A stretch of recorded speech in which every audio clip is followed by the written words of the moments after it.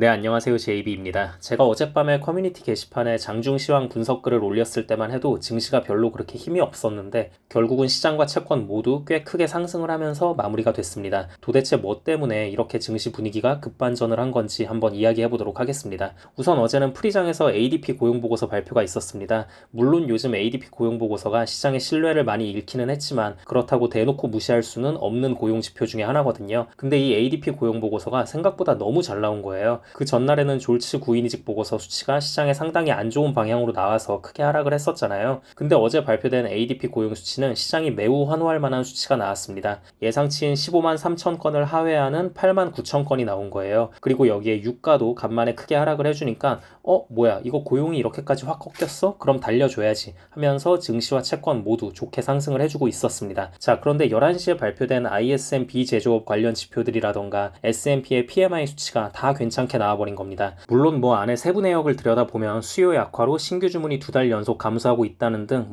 나름 괜찮게 해석해볼 만한 부분도 있긴 했지만 어쨌든 서비스업 PMI는 9개월째 확장이 이어지고 있다는 게 확인이 됐고 이래저래 표면적인 수치는 전체적으로 다 잘 나오다 보니까 주식과 채권 모두에서 순식간에 상승분을 꽤 많이 반납을 했습니다. 나스닥 증시는 순식간에 보합권까지 떨어졌고요. 제가 커뮤니티 글을 올린 시점도 이쯤이었습니다. 자, 그런데 이랬던 시장이 갑자기 왜 다시 반등을 하며 좋게 마무리가 될 수가 있었나? 제가 생각하기엔 결국 유가입니다. 유가가 장 초중반만 해도 한 3% 가까이 떨어지고 있었어요. 사실 이것만 해도 엄청나게 많이 떨어진 거잖아요. 근데 갑자기 순식간에 5% 넘게 떨어지면서 마무리가 됐습니다. 유가가 이렇게까지 폭락을 하니까 주식과 채권 쪽에서도 판을 다시 바라보게 된 거죠. 야 뭐야 유가 너 그렇게까지 떨어지는 거야?